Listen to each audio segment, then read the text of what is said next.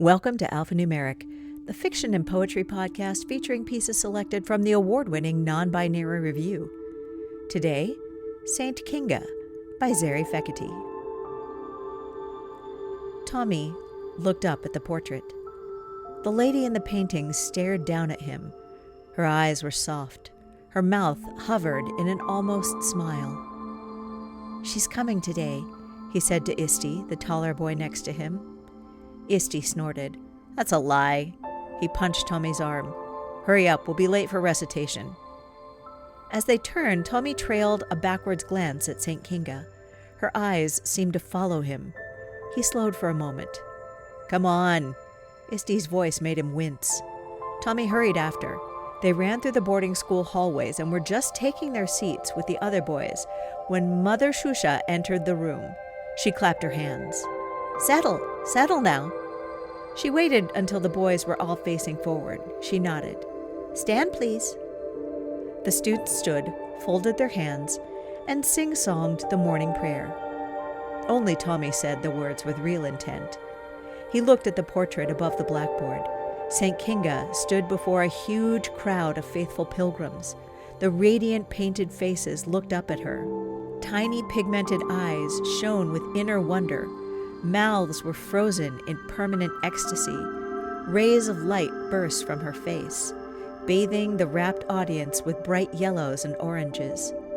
Tommy pictured himself among them. "I would worship you too," he thought. Out loud, he carefully enunciated the last words with the rest of the boys. "And I'll not fear, for St. Kinga, whose pleas found the ears of the Lord, has promised unutterable joy to those who wait for her blessed appearance again. Amen." Ever since he learned about St. Kinga during his first year at school, he felt a special connection to her because of her compassion toward the poor. He remembered his father's words to him when he dropped Tommy at school at the beginning of the semester. "You're here on others' pity. Their generosity should prod you." The morning prayer ended, and the boys all sat. The rest of the boys took out their grammar books, but Tommy kept looking at St. Kinga. Finally, he dropped his eyes to his desk. He took out his book of saints and turned to Kinga's page. He traced his finger along the words, "Promised unutterable joys to those who wait for her blessed appearance again." In the playground, Isti hopscotched with the other boys. Tommy sat on one of the benches, looking up at the sky. "She's not coming," Isti said. Tommy looked at him for a moment, then fixed his eyes on the sky again. "What's he doing?" Domo asked. Isti walked over to Tommy, broadening his shoulders like he did when he wanted to appear bigger. "He believes the prayer. That's why he can't stop looking up." Tommy looked at him. "She's coming," he said. "Stop it," Isti said, louder than he intended. "She's not. It's stupid to wait." Domo picked up a pebble and pretended to throw it at Tommy. Tommy flinched. The boys laughed at him. Soon they were all swinging their hands through the air with imaginary pebbles.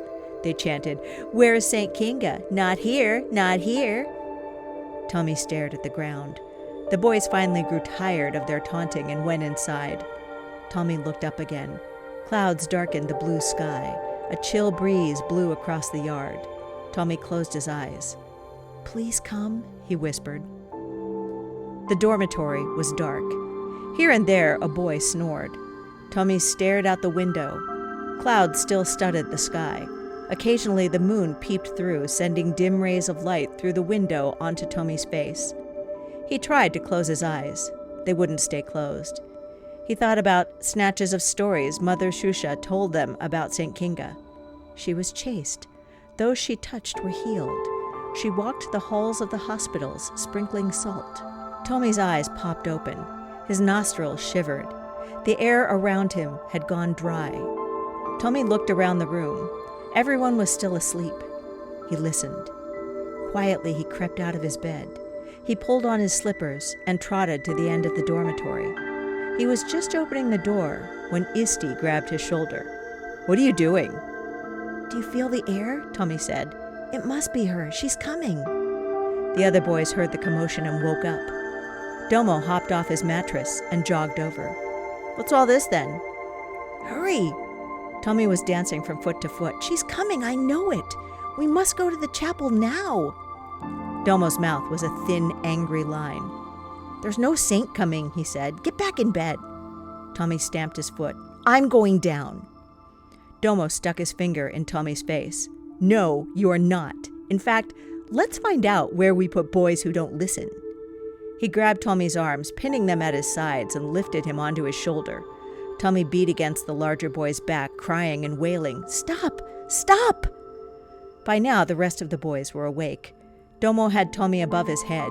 He carried him to the janitor's closet in the back corner of the room. Domo opened the closet and pushed Tommy inside. He slammed the door shut and leaned against it with his back. Tommy's hands beat against the door. "Stop it!" The voice echoed through the dormitory. The boys turned. Mother Shusha stood in the doorway with a lit torch in her hand. She started to walk toward them. There was a bright flash. In the center of the dorm, between the rows of beds, a column of white appeared. Salt stung the air. The boys winced. Mother Shusha shrieked, dropping to her knees. "Down, down!" she cried to the boys. Everyone fell to the floor. Above the column appeared a woman's figure. Her hair was bright white. Her skin was like snow. Her eyes were blue ovals. Light beamed from her hands, illuminating every corner of the dormitory.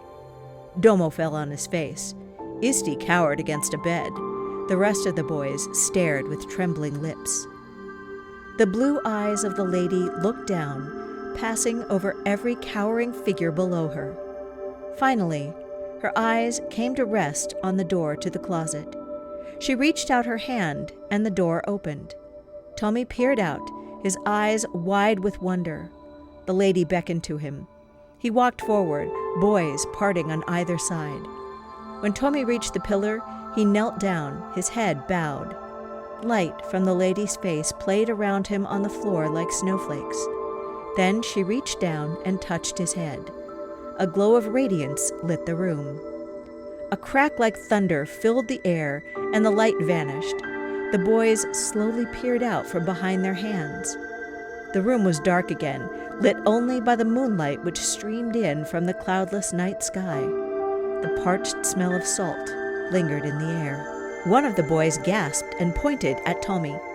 They all looked and then shrank to the walls. Tommy's face was white. His eyes were glowing blue. A pool of salt was spreading beneath his feet, slowly filling the room. And he was floating above the ground. This has been Saint Kinga by Zary Fekete, read for you by Lisa Quintana. Our music was Angel of Light by Ashot Danielian, provided by Pixabay.com. Alphanumeric is a production of Zoetic Press and is mixed and mastered by our crack podcast producers Madison Ellingsworth and Joya Taft-Dick. You can get NonBinary Review, issue number 34, Lies for Children, in a 3-format bundle that can be read on any device by going to zoeticpress.com. You can also get our fabulous end-of-year anthology, Heathen Tide Orphans, out now. If you love us as much as we love you, please support us by going to Apple Podcasts and giving us a rating and leaving us a swell review. We'd appreciate it more than the faithful appreciate a visit from a saint. You should also subscribe so you don't miss a single episode. NonBinary Review, because humans are hardwired to tell stories.